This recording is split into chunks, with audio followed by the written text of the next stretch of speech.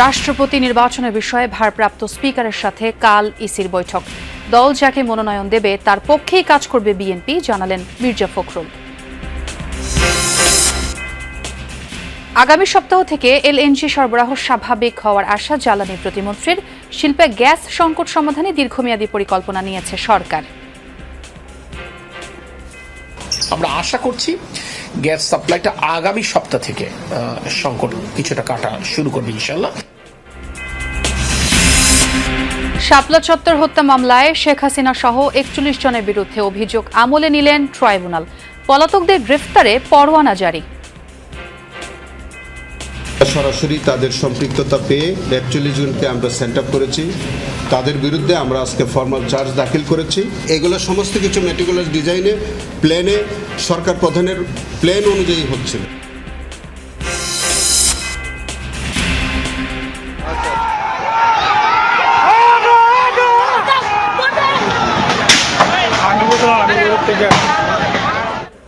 কিশোরগঞ্জের ভৈরবে ২ গ্রামবাসীর মধ্যে সংঘর্ষে একজন নিহত, আহত অর্ধ শতাধিক। স্থানীয় বাজারের নামকরণ নিয়ে মতবিরোধের জের বলছে পুলিশ।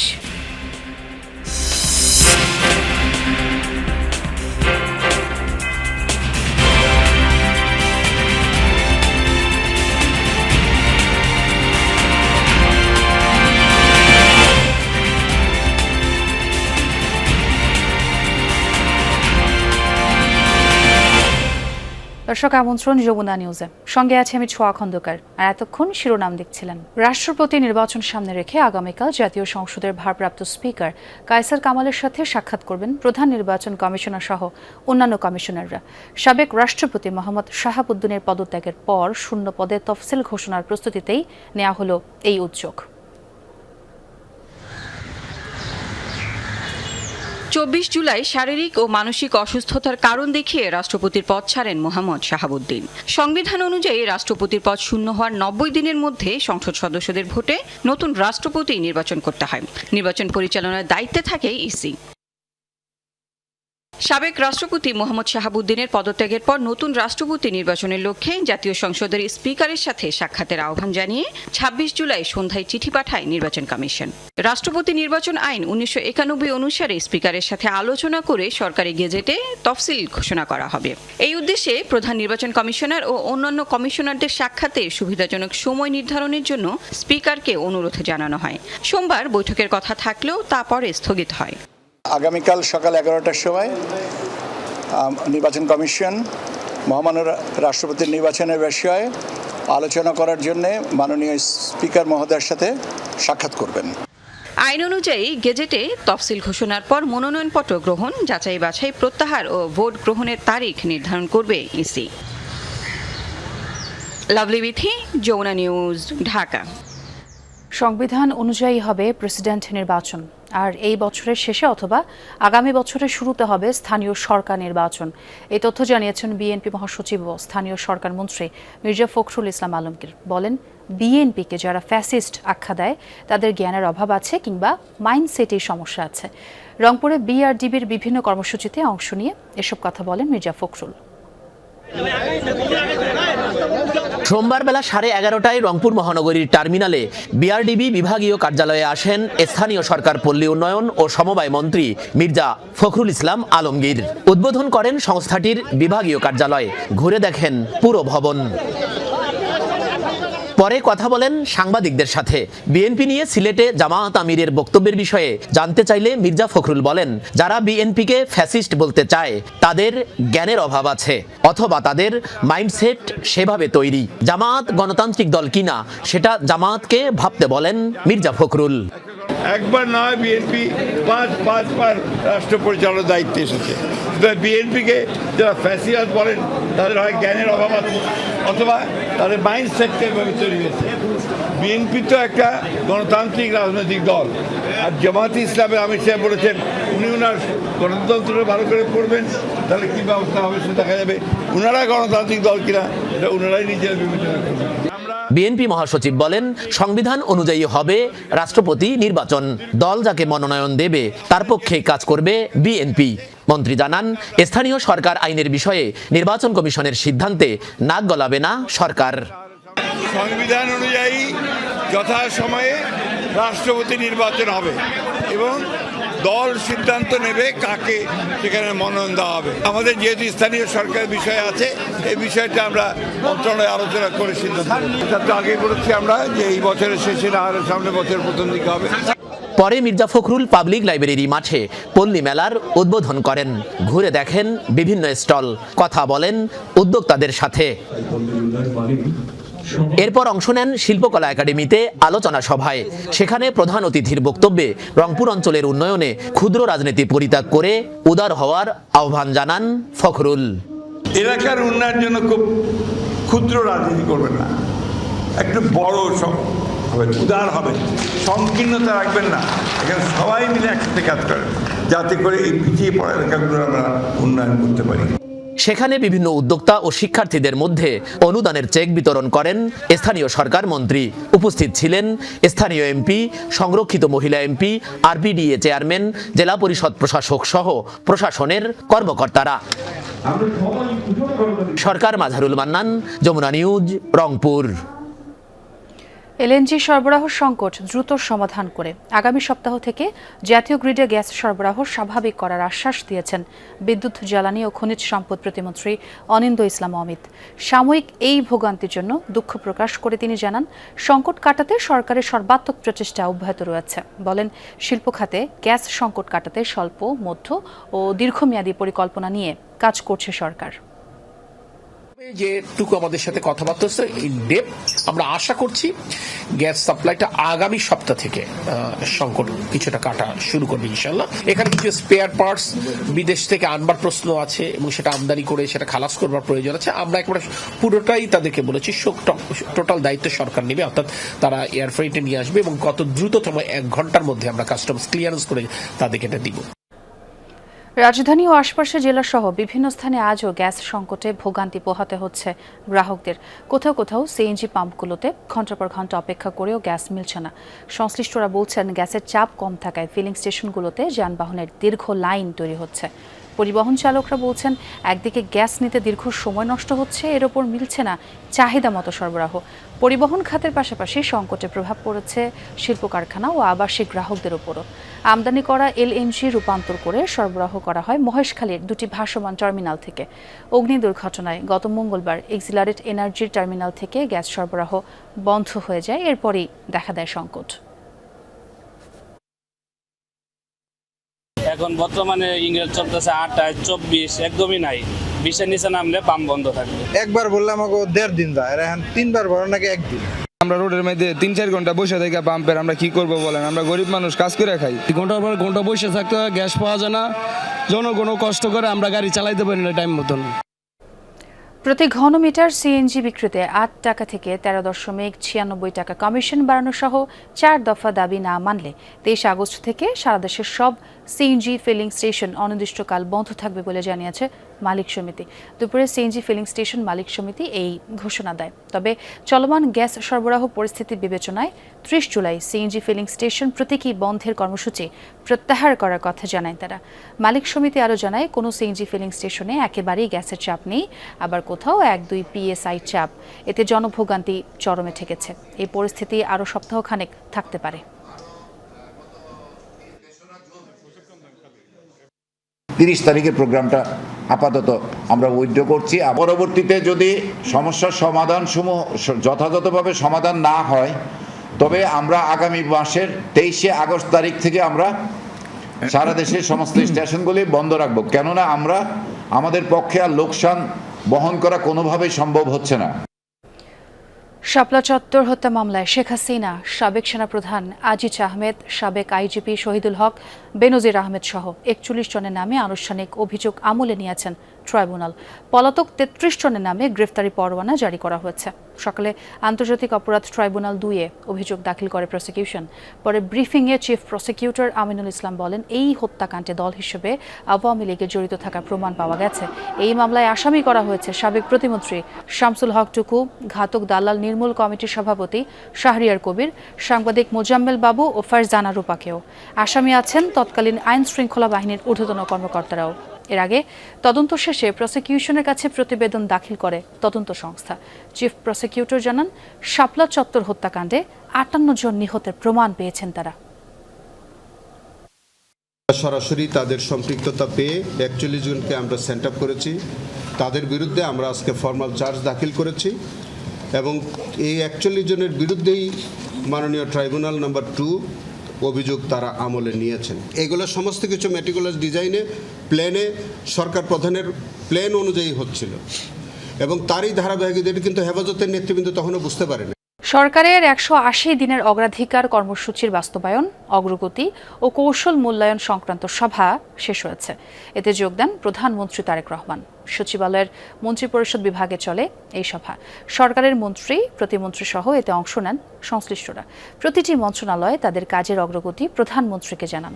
পরবর্তী কৌশল মূল্যায়ন নিয়ে আলোচনা হয়েছে এই সভায়। বিএনপির রাষ্ট্র সংস্কারের ৩১ দফা বাস্তবায়নের সরকারি পর্যায়ে করণীয় এর আগেই ঠিক করা হয়। এর আগে জাতীয় সংসদকে প্রধানমন্ত্রী এই বিষয়ে জানান, নির্বাচনী ইশতেহারে ঘোষিত প্রতিশ্রুতির আলোকে প্রথম ১৮০ দিন আগামী অর্থ বছর এবং ৫ বছরের জন্য একটি সুস্পষ্ট রোডম্যাপ ও কর্মপরিকল্পনা তৈরি করা হয়েছে। প্রতিটি মন্ত্রণালয়কে খাতভিত্তিক ও বিষয়ভিত্তিক ১৮০ দিনের অগ্রাধিকার বাস্তবায়ন করার নির্দেশ দেওয়া হয়েছে। জাতীয় সংসদের সাউন্ড সিস্টেম প্রতিস্থাপনে উচ্চ পর্যায়ের সভা অনুষ্ঠিত হয়েছে। সকালে সংসদ ভবনের মন্ত্রিপরিষদ সভাকক্ষে আয়োজিত এই সভায় উপস্থিত ছিলেন প্রধানমন্ত্রী ও সংসদ নেতা তারেক রহমান। বৈঠকে সংসদের বিদ্যমান সাউন্ড সিস্টেমের পরিবর্তে আধুনিক প্রযুক্তি নির্ভর নতুন সাউন্ড সিস্টেম স্থাপনের বিভিন্ন বিকল্প তুলে ধরা হয়। এছাড়াও তুলে ধরা হয় কারিগরি সক্ষমতা ও বাস্তবায়ন পরিকল্পনাও। সভায় প্রেজেন্টেশনে প্রযুক্তিগত বৈশিষ্ট্য ও সংসদের কার্যক্রমের সাথে সামঞ্জস্যপূর্ণ বিষয়গুলো নিয়ে আলোচনা হয়।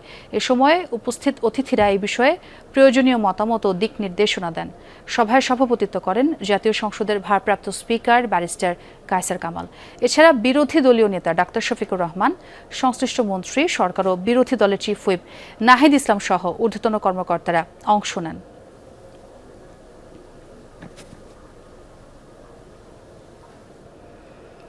$2026 সালের এসএসসি ও সমমানের পরীক্ষার ফলাফল প্রকাশ করা হবে আগামী 10 আগস্ট।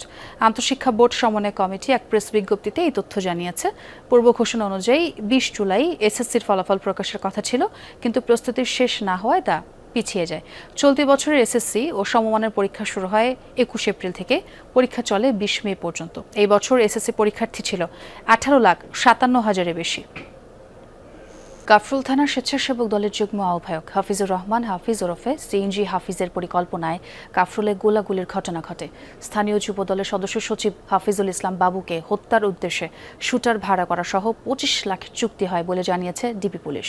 দুপুরে ডিএমপির মিডিয়া সেন্টারে প্রেস ব্রিফিংয়ে এই তথ্য জানান অতিরিক্ত পুলিশ কমিশনার শফিকুল ইসলাম। তিনি আরও বলেন, দীর্ঘদিন ধরে এলাকার ময়লার টেন্ডার, ফুটপাত দখল এবং এলাকায় আধিপত্য বিস্তারকে কেন্দ্র করে বাবুকে হত্যার পরিকল্পনা করে সিএনজি হাফিজ।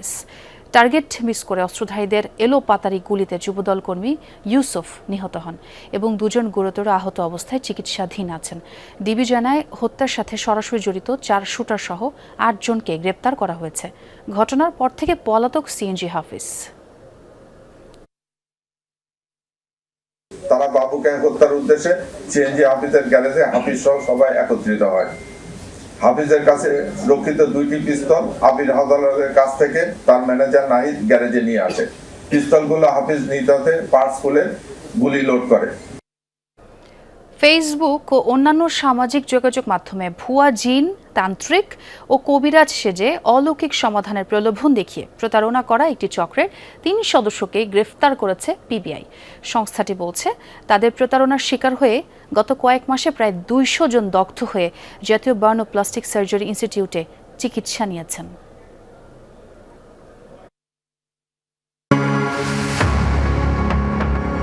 পরকীয়া, প্রেমে সফলতা, সন্তান লাভ, পরীক্ষায় ভালো ফল কিংবা ব্যবসায় উন্নতির মতো নানান সমস্যার সমাধান দিত এসব পেজে। অলৌকিক শক্তির দাবি করে সাধারণ মানুষের কাছ থেকে মোটা অঙ্কের টাকা হাতিয়ে নিত প্রতারক চক্রটি। চক্রের 3 সদস্যকে গ্রেফতারের পর সংবাদ সম্মেলনে পিবিআই জানায়, গ্রেফতারকৃতরা মূলত বেদে সম্প্রদায়ের সদস্য। ইউটিউব দেখে রাসায়নিক বিক্রিয়ায় আগুন তৈরির কৌশল শিখে সেটিকেই জিন বা অলৌকিক শক্তির প্রমাণ হিসেবে উপস্থাপন করত তারা। পরে ভুক্তভোগীদের বিভিন্ন রাসায়নিক ব্যবহার করতে প্ররোচিত করা হতো। আর এই কাজটি করতে গিয়ে আগুনে হাত, যৌনাঙ্গ সহ শরীরের বিভিন্ন অংশ দগ্ধ হওয়ার ঘটনা ঘটেছে। জাতীয় বার্ন ও প্লাস্টিক সার্জারি ইনস্টিটিউটের থেকে আমরা খবর নিচ্ছি যে এরকম দেখা গেছে যে লাস্ট কয়েক মাসে 200-র মতো ভুক্তভোগী গুরুতর আহত অবস্থায় এই একই ধরনের প্রতারণার বিষয়ে চিকিৎসা নিয়েছেন এবং এভাবে এই প্রতারক চক্র লক্ষ লক্ষ টাকা গ্রহণ করছে। পিবিআই বলছে, মূল চক্রটি ভারতে বসে এসব কার্যক্রম পরিচালনা করত। সামাজিক যোগাযোগ মাধ্যমে এখনও এ ধরনের ভুয়া কবিরাজ ও জিনের নামে একাধিক প্রতারক চক্র সক্রিয় রয়েছে।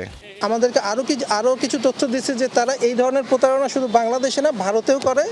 ভারতের পেমেন্টটা হয় হচ্ছে গুগল পেতে এবং তারপরে এইটা হুন্ডির মাধ্যমে তারা দেশে নিয়ে আসে। সাধারণ মানুষকে ভুয়া কবিরাজ, তান্ত্রিক কিংবা জিনের নামে পরিচালিত কোনো পেজ বা অলৌকিক প্রতিকারের প্রলোভনে বিশ্বাস না করার আহ্বান পিবিআইয়ের। Rabbi Siddiqui, Jamuna News, Dhaka. Dhaka Medical College হাসপাতাল চত্বর থেকে 2 ভবঘুরে নারীর মরদেহ উদ্ধার করেছে পুলিশ। সকালে হাসপাতালটির জরুরি বিভাগের সামনে থেকে মৃতদেহ দুটি উদ্ধার করা হয়। হাসপাতাল ক্যাম্প পুলিশ জানায়, 2 জনই ভবঘুরে দীর্ঘদিন ধরে হাসপাতাল এলাকায় ঘোরাঘুরি করত তারা। অসুস্থতার কারণে তাদের মৃত্যু হয়েছে বলে ধারণা করা হচ্ছে। তাদের নাম পরিচয় শনাক্তের চেষ্টা চলছে। 2 জনের বয়স 55 থেকে 60 বছর হবে। কিশোরগঞ্জের ভৈরবে 2 গ্রামবাসীর সংঘর্ষে 1 জন নিহত হয়েছেন, আহত হয়েছেন অর্ধ শতাধিক। সকালে উপজেলার কালিকা প্রসাদ ইউনিয়নের আকবরনগর ও মিরাটচর গ্রামবাসীর মধ্যে এই ঘটনা ঘটে। পুলিশ জানায়, আকবরনগর বাসস্ট্যান্ড এলাকায় একটি বাজারের নামকরণ নিয়ে 2 গ্রামবাসীর মধ্যে কয়েক বছর ধরে মতবিরোধ চলছে। এরই জের ধরে সকালে সংঘর্ষে জড়ায় দুপক্ষ। এ সময় মাসুদ মিয়া নামে একজনকে পিটিয়ে গুরুতর আহত করা হয়। হাসপাতালে নেওয়া হলে চিকিৎসক তাকে মৃত ঘোষণা করেন। আহতদের হাসপাতালে ভর্তি করা হয়েছে। এদিকে থেমে সংঘর্ষের কারণে ভৈরব রেল স্টেশনে কিশোরগঞ্জগামী এগার সিন্দুর এক্সপ্রেস ও কুলিয়ারচর স্টেশনে চট্টগ্রামী বিজয় এক্সপ্রেস ট্রেন আটকে পড়ে। পরিস্থিতি নিয়ন্ত্রণের চেষ্টা করছে পুলিশ। গ্রামের মধ্যে একটু উত্তেজনা বিরাজ করছে। আমাদের অতিরিক্ত ফোর্স আসছে জেলা থেকে, আসা মাত্রই আমরা একটা অ্যাকশন করব এবং তাদেরকে ভালোভাবে বুঝিয়ে চেষ্টা করব বিতাড়িত করার জন্য। যদি না হয় আমরা বল প্রয়োগ করে সম্পূর্ণ এলাকা ত্রুটিমুক্ত করব। আওয়ামী লীগ সরকারের আমলে বিভিন্ন অভিযোগে চাকরি হারানো 1522 জন পুলিশ সদস্য তাদের পুনর্বহালের দাবিতে রাজধানীর জাতীয় প্রেস ক্লাবের সামনে মানববন্ধন করেছেন। তাদের দাবি, রাজনৈতিক প্রতিহিংসার শিকার হয়ে কোনো সুষ্ঠু বিভাগীয় তদন্ত ছাড়াই অনেককে চাকরিচ্যুত বা বাধ্যতামূলক অবসরে পাঠানো হয়েছিল। জানান, সরকার পরিবর্তনের পর ন্যায় বিচারের আশায় আবেদন করলে স্বরাষ্ট্র মন্ত্রণালয় পুনর্বহালের পক্ষে ইতিবাচক সিদ্ধান্ত নেয়। সেই সিদ্ধান্তের ভিত্তিতে পুলিশ সদর দপ্তরের গঠিত উচ্চ পর্যায়ের তদন্ত কমিটিও বিভাগীয় মামলা নিষ্পত্তিতে ত্রুটি বিচ্যুতির বিষয়টি স্বীকার করে 4 দফা সুপারিশ দেয়। এছাড়া 2025 সালের 8 ফেব্রুয়ারি পুলিশ মিডিয়া সেল থেকেও পুনর্বহালের বিষয়ে আশাব্যঞ্জক বার্তা দেওয়া হয়েছিল, কিন্তু এত সব সিদ্ধান্ত ও সুপারিশের পরও এখন পর্যন্ত পুনর্বহালের আদেশ বাস্তবায়ন হয়নি বলে অভিযোগ তাদের। মানববন্ধন থেকে প্রধানমন্ত্রীর হস্তক্ষেপ কামনা করে দ্রুত পুনর্বহালের নির্দেশনা বাস্তবায়নের আহ্বান জানান চাকরি হারানো পুলিশ সদস্যরা। বৈষম্য বিরোধী আন্দোলনের পরে দেখেন সব কিছুরই কিন্তু বৈষম্য দূর হয়ে গেছে, কিন্তু আমাদের পুলিশ যারা আছে এদের কিন্তু বৈষম্য দূর হয়নি। বিনা অপরাধে শুধু রাজনৈতিক প্রতিহিংসা কিংবা ব্যক্তিগত প্রতিহিংসার কারণে আমরা বিভিন্নভাবে বিভিন্ন সময় চাকরিচ্যুত হয়েছি। সংবিধানের সাথে সাংঘর্ষিকভাবে আমাদের চাকরিচ্যুত করেছে, সম্পূর্ণটা অন্যায়। আমরা এই অন্যায়ের বিচার চাই। এই 1522 জন পুলিশ পরিবারের দিকে লক্ষ্য করে দেখুন, আমরা মানবেতর জীবনযাপন করতেছি। আমরা মানবিক পুলিশ ছিলাম, আমাদের তুচ্ছ সামান্য অন্যায় আমাদেরকে চাকরিচ্যুত করা হয়েছে। দীর্ঘ 1 যুগ স্থবির থাকার পর আজ চট্টগ্রামের আনোয়ারায় ভিত্তিপ্রস্তর স্থাপন করা হয়েছে চায়না ইকোনমিক অ্যান্ড ইন্ডাস্ট্রিয়াল জোনের। ভিত্তিপ্রস্তর স্থাপন অনুষ্ঠানে উপস্থিত ছিলেন অর্থমন্ত্রী আমির খুসরো মাহমুদ চৌধুরী, স্বরাষ্ট্রমন্ত্রী সালাউদ্দিন আহমদ, চীনের রাষ্ট্রদূত ইয়াও ওয়েন ও বাংলাদেশ অর্থনৈতিক অঞ্চল কর্তৃপক্ষ বেজার নির্বাহী চেয়ারম্যান আশিক চৌধুরী। এ সময় অর্থমন্ত্রী বলেন, 2034 সালের মধ্যে $1 ট্রিলিয়ন অর্থ নিতে হবে সরকারের সবচেয়ে বড় পদক্ষেপ। চায়না ইকোনমিক জোনে বিনিয়োগ হবে $1 বিলিয়ন উপর। ইতিবাচক প্রভাব পড়বে দক্ষিণ চট্টগ্রামের অর্থনীতিতে। অনুষ্ঠানে স্বরাষ্ট্রমন্ত্রী বলেন, বিদেশি বিনিয়োগকারীদের নিরাপত্তা নিশ্চিত করা হবে। কর্ণফুলী নদীর দক্ষিণ পাড়ে 800 একর জায়গায় গড়ে উঠছে এই শিল্পাঞ্চল। কর্মসংস্থান হবে প্রায় 1 লাখ মানুষের। এরই মধ্যে এই শিল্পাঞ্চলে বিনিয়োগের আগ্রহ প্রকাশ করেছে 30টি চীনা প্রতিষ্ঠান। প্রকল্পটির অবকাঠামো উন্নয়নে ব্যয় ধরা হয়েছে 4,189 কোটি টাকা। এর মধ্যে সরকারি অর্থায়ন 1,722 কোটি টাকা এবং চীনের প্রেফারেন্সিয়াল বায়ার্স ক্রেডিট থেকে আসবে 2,467 কোটি টাকা। আশা করা হচ্ছে অবকাঠামো উন্নয়ন প্রকল্প 2031 সালের 31 ডিসেম্বরের মধ্যে শেষ হবে।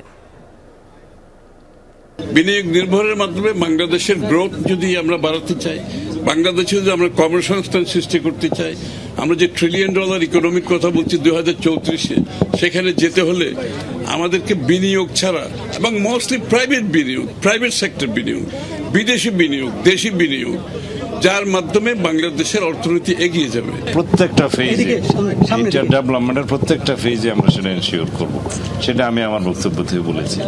এবং আইন শৃঙ্খলা পরিস্থিতির উন্নয়ন ছাড়া বিনিয়োগ হয় না এবং বিনিয়োগের নিরাপত্তা ছাড়া আমরা অগ্রগতি করতে পারবো না। সুতরাং একটা আরেকটার সাথে অঙ্গাঙ্গিভাবে জড়িত। তথ্যের প্রবাহ থেকে বস্তুনিষ্ঠ তথ্য আলাদা করা এবং বস্তুনিষ্ঠতাবিহীন তথ্যকে ফিল্টারিং করা এখন বড় চ্যালেঞ্জ। বরিশালে এমনটা বলেছেন তথ্যমন্ত্রী জহিরুদ্দিন স্বপন। সকালে বরিশাল বিভাগের সাংবাদিকদের কল্যাণে করণীয় শীর্ষক মতবিনিময় সভায় প্রধান অতিথি হিসেবে বক্তব্য দেন তিনি। এ সময় মন্ত্রী বলেন, সাংবাদিকতা পেশার একটি সংজ্ঞা নির্ধারণ করা দরকার। কোন সাংবাদিকতা ব্ল্যাকমেইলিং আর কোন সাংবাদিকতা সমাজের জন্য অনিবার্য, এটা ভাগাভাগি করে ফেলতে না পারলে রাষ্ট্র সমাজ সঠিকভাবে দায়িত্বশীল সাংবাদিকতাকে পৃষ্ঠপোষকতা করতে পারবে না। এই কাজ সরকার একা করতে পারবে না, এজন্য সাংবাদিকদের অংশীদারিত্ব লাগবে। এর আগে তিনি চরকাউবা এলাকায় খাল পাড়ে বৃক্ষরোপণ করেন। রাষ্ট্রের প্রয়োজনেই, সমাজের প্রয়োজনেই, দেশের প্রয়োজনেই, মানুষের প্রয়োজনেই দায়িত্বশীল সাংবাদিকতাকে সবসময় জীবন্ত রাখতে হবে, সজাগ রাখতে হবে। উত্তরা ব্যাংকের কর্মকর্তা আরিফুল ইসলাম হত্যার দ্রুত বিচার এবং জড়িতদের দৃষ্টান্তমূলক শাস্তি দাবি করেছেন ব্যাংকাররা। সকালে মতিঝিলে এক কর্মসূচিতে এই দাবি করেন তারা। একই ঋণ আদায়ের সম্পৃক্ত কর্মকর্তাদের নিরাপত্তা নিশ্চিতেরও দাবি জানান তারা। বিক্ষোভ সমাবেশে বক্তারা বলেন, উত্তরা ব্যাংক ব্রাহ্মণবাড়িয়ার গোপীনাথপুর শাখার কর্মকর্তা আরিফুল ইসলাম খিলাপি ঋণ আদায় করতে গিয়ে গ্রাহকের হামলার শিকার হন। পরের দিন চিকিৎসাধীন অবস্থায় মৃত্যুবরণ করেন। এই হত্যার বিচার দাবিতে গেল কয়েকদিন ধরে কর্মসূচি পালন করছে ব্যাংকস এমপ্লয়িজ ফেডারেশন। সমাবেশে চাকরিচ্যুত কর্মকর্তা কর্মচারীদের পুনর্বহাল এবং অস্থায়ী কর্মচারীদের স্থায়ী করার দাবি জানান বক্তারা। আমরা আরিফুলের হত্যার বিচার, বিএম বাকিরের হত্যাকাণ্ডকে আমরা আবার পুনঃতদন্ত করা, আমাদের আউটসোর্সিং, অস্থায়ী নিপীড়ন, সকল ধরনের জুলুম বন্ধের 8 দফা দাবিতে ব্যাংক ফেডারেশন যে আন্দোলন করছে, সে আন্দোলন যৌক্তিক আন্দোলন। সে আন্দোলনের প্রতি আজকে সমর্থন ব্যক্ত করছি। গোপালগঞ্জ শ্বশুরবাড়ি এলাকা থেকে এক পুলিশ সদস্যের মরদেহ উদ্ধার করা হয়েছে। সকালে সদর উপজেলার পাইককান্দি এলাকা থেকে মরদেহ উদ্ধার করা হয়। নিহত পুলিশ সদস্য বিএম মাহমুদুল ইসলাম 6 এপিবিএন মহালছড়ি খাগড়াছড়িতে এসআই পদে কর্মরত ছিলেন। পুলিশ জানায়, মাহমুদুলের শ্বশুরবাড়ি এলাকায় একটি পুকুরে তার মরদেহ ভাসতে দেখে স্থানীয়রা। খবর পেয়ে পুলিশ মরদেহ উদ্ধার করে ময়নাতদন্তের জন্য হাসপাতালের মর্গে পাঠায়। এই ঘটনায় নিহতের স্ত্রী ও শ্বশুরকে আটক করে পুলিশ।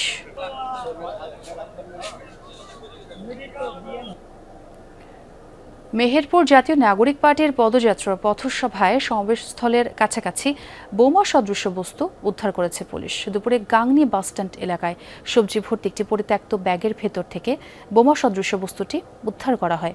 স্থানীয়রা জানায়, বিকেলে বাসস্ট্যান্ড এলাকায় এনসিপির কেন্দ্রীয় নেতাদের পদযাত্রা ও পথসভা অনুষ্ঠিত হওয়ার কথা রয়েছে। সমাবেশ স্থল থেকে 50 মিটার দূরে একটি পরিত্যক্ত সবজি ভর্তি ব্যাগ পড়ে থাকতে দেখে স্থানীয়রা। তারা পুলিশে খবর দেয়। পরে পুলিশ ঘটনাস্থল থেকে ব্যাগটি উদ্ধার করে থানায় নিয়ে যায়। গাংনী থানার ইনচার্জ জানায়, বোমা সদৃশ বস্তুটি পরীক্ষা করা হবে এবং এটি কারা সেখানে রেখেছে এ নিয়েও তদন্ত চলছে। দর্শক, এই ছিল যমুনা নিউজ।